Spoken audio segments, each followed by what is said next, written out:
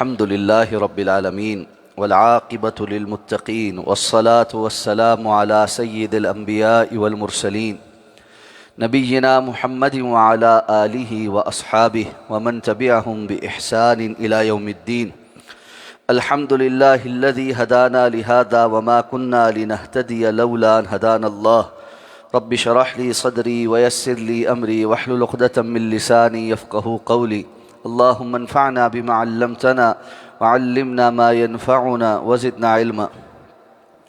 اللہ تعالیٰ کے فضل و احسان سے سورہ الفاتحہ کی تفسیر کے حوالے سے گفتگو کا سلسلہ جاری ہے.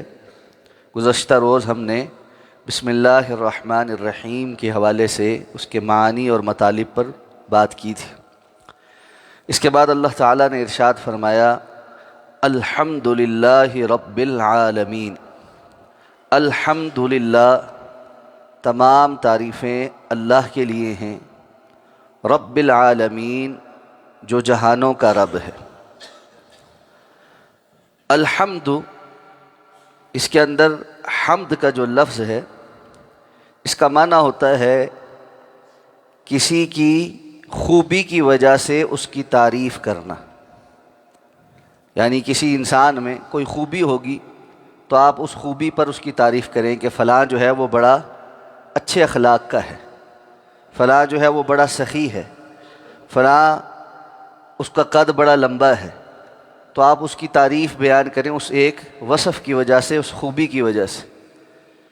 تو اللہ رب العزت کی ذات تمام تر خوبیوں کا مجموع ہے، تمام تر خوبیاں اللہ رب العزت کی ذات میں جمع.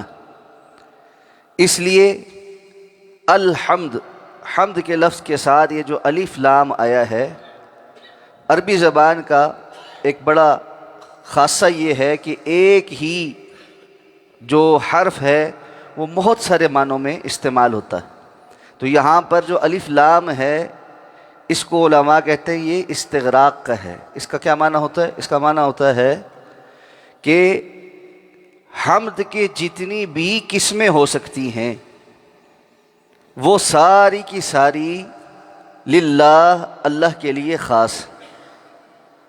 تعریف کی جتنی بھی صورتیں ہو سکتی ہیں وہ ساری کی ساری اللہ کے لیے خاص ہے. تو الحمد کے اندر استغراق والا الف لام ایک عموم لے کر آ رہا ہے، یعنی جتنی بھی تعریفیں ہو سکتی ہیں للہ وہ اللہ کے لیے ہیں. یہاں پر لام جو پہلے ہے اللہ کے لفظ سے پہلے، للہ کے لیے جس کا ہم ترجمہ کرتے ہیں، یہ لام جو ہے یہ خصوصیت لے کر آ رہا ہے، تخصیص لا رہا ہے کہ تعریف کی جتنی بھی صورتیں ہو سکتی ہیں اگر وہ کسی ایک ذات کے لیے اس کے حق میں سزاوار ہیں تو وہ صرف اللہ کی ذات ہے، اللہ کے سوا کوئی اور نہیں. باقی ہر کسی کی تعریف کے اندر مبالغہ ہو سکتا ہے کہ جتنا اس کا حق نہیں بنتا اس سے زیادہ عطا کر دیا جائے. جیسے کہ رسول اللہ صلی اللہ علیہ وسلم نے خود امت کو فرمایا کہ تم میری تعریف بیان کرتے ہوئے غلو سے کام نہ لو. اور آپ نے فرمایا کہ جس طرح یہود اور نصارہ نے اپنے انبیاء کی تعریف کرتے ہوئے غلو سے کام لی، اور یہودیوں نے کہا کہ عزیر اللہ کے بیٹے ہیں اور عیسائیوں نے کہا کہ عیسیٰ اللہ کے بیٹے ہیں، انہوں نے حضرت عزیر اور حضرت عیسیٰ علیہ السلام کی تعریف کرتے ہوئے مبالغہ کر دی کہ ایک حد سے زیادہ ان کی تعریف بیان کی کہ ان کو اللہ رب العزت کا بیٹا بنا دیا، جبکہ وہ اللہ کی اولاد نہیں ہے اور اللہ کی کوئی اولاد نہیں. اسی طرح آپ نے فرمایا کہ جب تم میری تعریف بیان کرو تو یہ کہو عبداللہ و رسولہ، میں اللہ کا بندہ ہوں، عبدہ و رسولہ، اس کا بندہ ہوں اور اس کا رسول ہوں. تو ہر کسی کی تعریف میں مبالغہ ہو جاتا ہے. انسان اللہ رب العزت کی تعریف میں مبالغہ نہیں کر سکتا، وہ تعریف نہیں بیان کر سکتا جو اللہ رب العزت کی ذات کے لائق اس سے زیادہ ہو جائے، کیونکہ اللہ رب العزت کی ذات لامحدود ہے تو اس کی تعریفیں بھی لامحدود. اسی طرح یہ جو لفظ الحمدللہ ہے، اس کے اندر یہ بات بھی شامل ہے کہ یہ تعریف کسی ایک زمانے میں نہیں، ہر زمانے میں اور ہر مخلوق جو بھی تعریف بیان کر سکتی ہے وہ ساری کی ساری اللہ کے لیے۔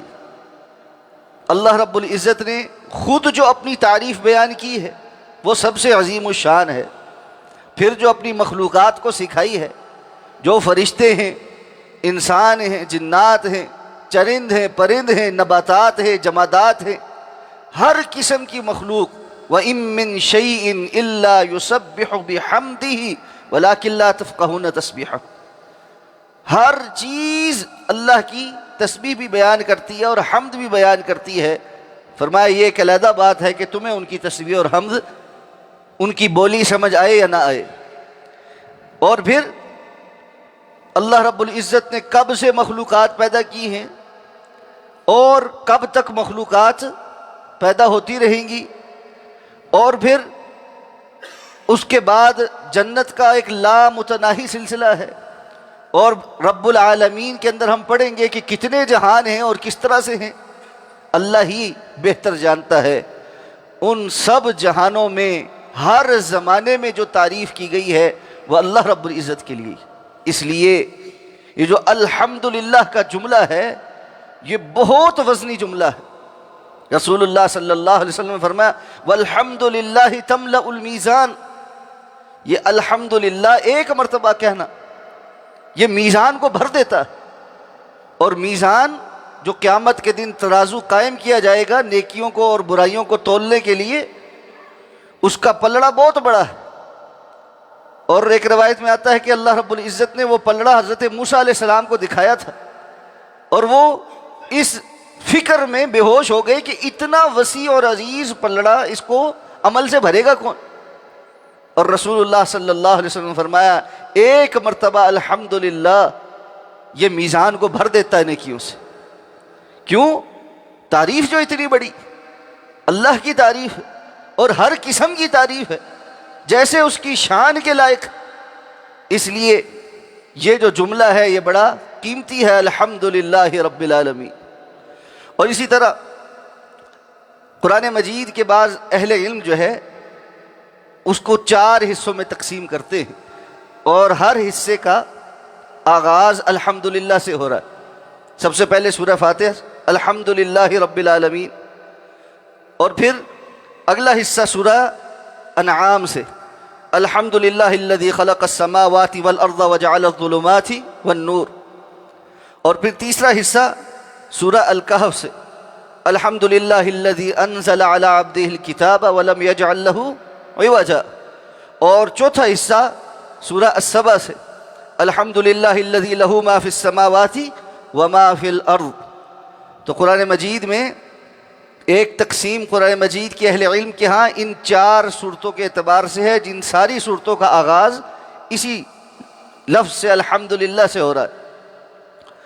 اور اسی طرح رسول اللہ صلی اللہ علیہ وسلم بہت کثرت کے ساتھ الحمدللہ کہا کرتے تھے، اور بہت سارے اعمال کے آغاز یا اختتام پر الحمدللہ کہا کرتے تھے۔ تو آپ صلی اللہ علیہ وسلم چھینک آنے پہ الحمدللہ کہتے، اور یہی حکم دیا ہے کہ جس بندے کو چھینک آئے وہ کیا کہے؟ الحمدللہ۔ سننے والا کیا کہے؟ یرحمک اللہ۔ اور پھر جس کو چھینک آئیے وہ آگے سے کیا کہے؟ یہدیکم اللہ ویصلح بالکم۔ چھینک آنے والا کہے الحمدللہ، تمام تعریفیں اللہ کے لیے۔ سننے والا یرحمک اللہ، اللہ آپ کے حال پر رحم فرمائے، اور یہ پھر واپس دعا دے یہدیکم اللہ ویصلح بالکم، اللہ آپ کو ہدایت عطا فرمائے اور آپ کی جملہ معاملات کو درست فرما دے۔ آج آپ کسی کو دعا دیں نہ اللہ آپ کو ہدایت دے تو وہ آگے سے بگڑتا ہے کہ مجھے بے ہدایتہ سمجھا ہوا۔ یہ بڑی قیمتی دعا ہے۔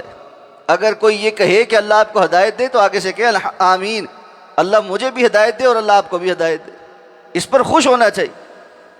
تو یہ بڑا قیمتی جملہ ہے۔ رسول اللہ صلی اللہ علیہ وسلم سو کر اٹھتے کہتے الحمدللہ الذی احیانا بعد ما اماتنا والیہ النشور. اور اسی طرح جب آپ کھانا کھاتے تو کیا کہتے ہیں؟ الحمدللہ الذی اطعمنا وسقانا وکفانا وآوانا فکم ممن لا کافی لہ ولا مؤوی. تو اس طرح بہت ساری دعاؤں میں آپ صلی اللہ علیہ وسلم الحمدللہ کہتے. اسی طرح خطبے کا آغاز آپ اسی جملے سے کرتے، الحمدللہ نحمدہ ونستعینہ ونستغفرہ. الی ھذا القیاس بہت ساری دعائیں اور احادیث ہیں اس حوالے سے جن کا آغاز اور جن کاموں کا اختتام اس جملے پہ ہے. حتیٰ کہ جو جنتی ہیں وہ کیا کہیں گے جب جنت میں پہنچیں گے، ساری باتیں ہو جائیں گی، وآخر دعواہم ان الحمد للہ رب العالمین. ان کی آخری بات یہی ہوا کرے گی تمام تعریفیں اس اللہ کے لیے جو جہانوں کا رب ہے. اسی کے حوالے سے انشاءاللہ مزید گفتگو کل کریں. سبحانک اللہم و بحمدک نشہد ان لا الہ الا انت نستغفرک و نتوب الیک.